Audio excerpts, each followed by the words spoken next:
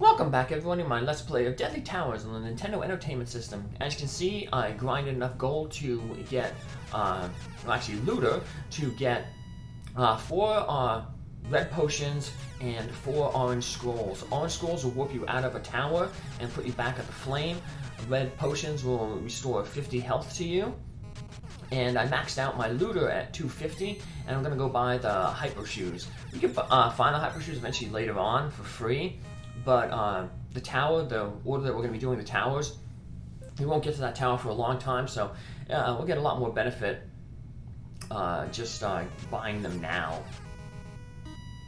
So all this stuff that we've been doing here is all in preparations for our first dive into the towers. We're going to be doing that as soon as we get out of this maze. Like I said, there's 7 towers. Each of them has a guardian boss and a bell.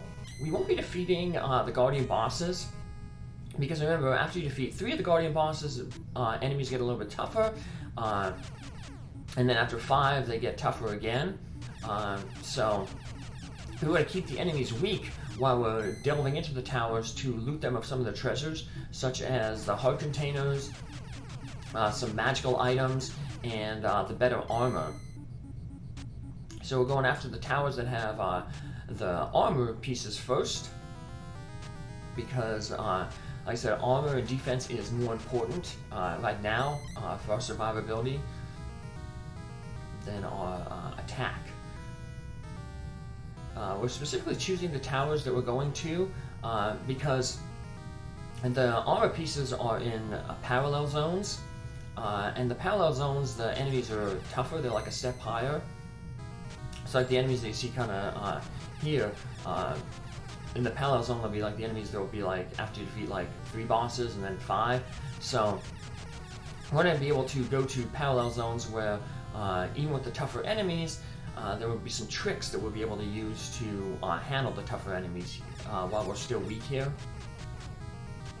So this parallel zone that we're going into in this tower houses the armor, and the main issue in this are these ghosts, and we have a safe spot where we can deal with the ghosts in the parallel zone. We got these blue ghosts here, but they're not the bad ghosts. They just kind of float up and down. The ones that we're worried about are these white ghosts, and then they're not like Casper, the friendly ghosts, and then these white ghosts that are have a blue outline. And they just fly all over the screen. They're really hyper. Maybe it's why they're guiding hyper armor. But there's a white ghost right there. And then they have like a palette swap that has like a blue outline. These guys are also deceptively strong. They look like they're pretty easy to avoid as you're climbing the ladders, but they do a lot of damage. So just to be safe, I always like to just hang off to the side, stun lock them on the wall, and then proceed up safely. While you're on the ladder, you can't shoot up or down. You can shoot diagonally up, and you can shoot sideways, but straight up and straight down, you can't. That's why when I got stuck on the ladder earlier, I had to retreat off of it to take out that tall cat enemy. The bouncy balls here also take off quite a bit of health. Everything in the tower does a lot of damage. That's why we got that first bit of armor, and that's why we're not going to be really defeating bosses until we get the best armor in the game. Because with the best armor in the game, enemies only be doing like single-digit damage to us. So we're going to head to this corner here. You know, it's tough to see because of the frame rate. The ghosts are flicking in and out. We're just going to hang out over here, take care of all the ghosts in this safe corner here. The lower left and the lower right corners, they also tend to be safe spots for the bosses. They're not entirely safe like against these ghosts here, which is one reason why we're not going to take out the bosses, but they're like usually 90% safe. So it's a good way to for most of the bosses. Now there's some bosses that have weirder patterns and we can't exploit like that, but luckily the one boss that we will be defeating we can somewhat safely defeat from the lower left corner.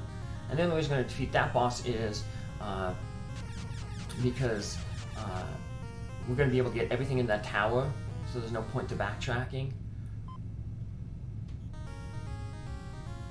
So we're going to finish, get the hyper armor there, retreat to our corner. Even though we got the hyper armor, it doesn't really give us much armor defensive boost until we get the entire set of hyper gear. So once we use the get out of the parallel zone, we can use our scroll to warp back to the flame. Now we're going to head to our next tower for Wheeler. This tower actually going to defeat the boss. So we can see what the boss is like. This area loops around itself, so we're going to head over three doors. Once you defeat a tower, the door will disappear. You don't want to walk in the center there. We're going to always be sure we're hugging the bottom there when we're walking into that bridge, because there's a hidden dungeon there. You don't want to get pulled into that dungeon. So we're going to head, this is a tower that we're going to head into here. And we're going to get, not necessarily a piece of armor in here, but we're going to get two offensive pieces of equipment. And you might think, well, that's weird. I thought we were supposed to all get armor first. Well, some of the armor, like I said, you need the tricks to kind of go through the parallel zones because of the tough enemies in them. And the two things we're going to get in here are going to make getting the remaining pieces of armor much easier. So the first thing we're going to get is we're going to get the parallel shot from a parallel zone outside this tower. And then inside the tower, we're going to get this magic mace. The magic mace basically puts like a protective crystal around you. Do you see that that brown little like fairy that was in the dungeon there? You don't want to defeat them because if you defeat them, it automatically takes away all of your looter. I guess it's telling you like don't attack prisoners. So although they're called in the instruction manual, I think they're called like evil fairies, so you think, oh, I should defeat them, but nope, defeating them, like I said, it'll reduce your looter to 0, and we still have some shopping to do after this. All those items that we just basically bought are just basically for this first trek into the towers, and then afterwards we're going to make a second trip into the dungeon to restock on orange scrolls and get some drinks, and then we'll really start making our way actually to defeating the bosses. So you see the bats move a lot quicker here. That's kind of just a little preview of the type of enemies that'll start appearing once you start defeating the tower bosses. And once again, we're not defeating the tower bosses because we don't want those type of enemies to start appearing until after we got all the armor set, the hyper armor set. Speaking of hyper stuff, the hyper shoes, you see how they make you climb the steps really, really fast. Lucky here, this bat comes into a nice position for us. Another big ghost. Luckily, he doesn't move as fast as the small ghosts. And there is the parallel shot. So we pick that up, we'll go into our inventory, and we'll select it, and then you'll notice between the sword and the gauntlet, that icon will appear. Now when we use our attack, we'll throw two swords one on top of each other. So it's basically like a wide shot, but there is an issue with it, which is why we're going to end up going for the double shot, which allows you to throw two swords on the same line. And the problem with the parallel shot here is if you're attacking a skinny enemy, only one of the swords is going to hit, and you're going to have to wait until the second sword leaves the screen before you can throw the swords again. So I mean, it's good against, it'll be good against the boss that we're going to be fighting here, because it increases our width of our shot, but against skinny enemies, it makes it a little bit more difficult to stun lock them. But when you can stun lock them like that big blob there, you're basically dealing double damage, take them out much quicker. Let's go nice and slow here. That's it. Patience is a virtue here until you start getting the armor. Once you start getting the best armor in the game, enemies will just basically start doing, like, even the upgraded enemies, basically only doing like 1 damage to you. So, it makes things so much easier. So I said we're just going to use our cheat tactics here. We just hide off screen where they can't hit us, take them out, and then advance slowly. Same thing with this bouncing blob up here. It's a little bit more annoying because they're more difficult to stun lock with the double sword. If you go all the way to the right and all the way to the left, sometimes the sword will be absorbed into the wall, and you can still stun lock them. But luckily there's no timer in here, so we can take our time. Survivability, like I said, is the key. Finish him off. Have some health. That's good, because like I said, we will be fighting the boss in this tower.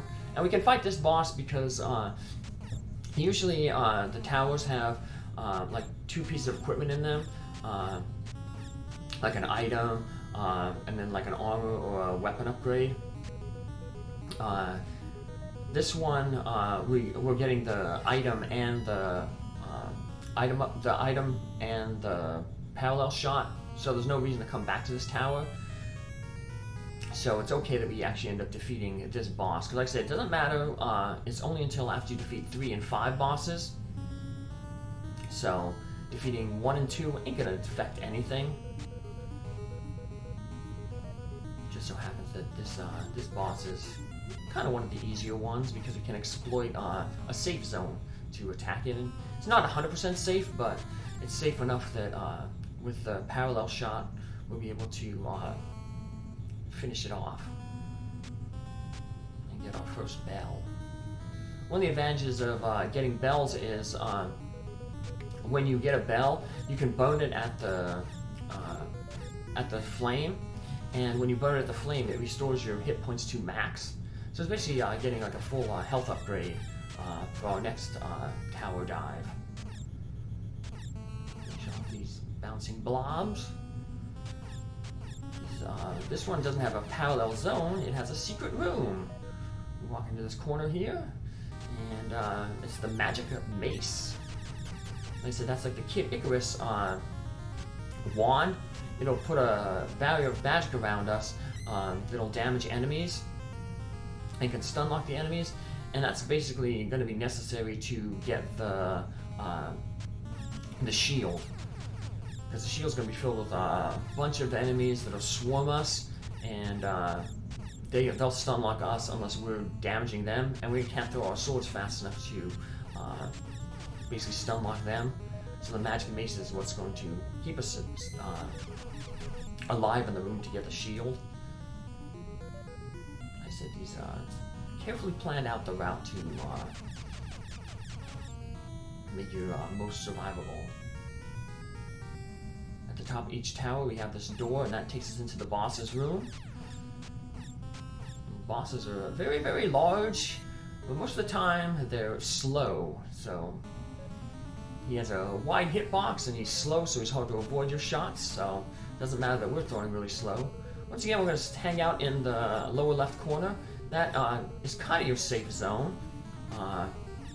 He can still hit you when he travels all the way over to the left. Same thing with the right corner, he can hit you all the way over to the right corner. But for the most part, he's hanging out in the middle, so we're somewhat safe in this lower corner.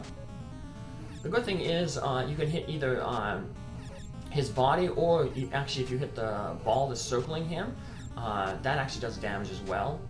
So sometimes I get lucky, it doesn't. I hit the ball and I'll still deal damage to him, because you see when you hit his body, the ball flashes too, so both are weak points. So he hit us there, we're dodging them with the fireballs, and we managed to take the first boss wheeler out. And then a bell appears, we grab that bell, and we're going to step out of the tower. And once we get out of the boss's room, and then once we're out of the tower, we'll use our scroll to warp back to the flame. And see, we have 59 hit points here. But once we burn the bell, we'll get a full health refill. And that's good, because we're about to head into another tower here to go get the helmet.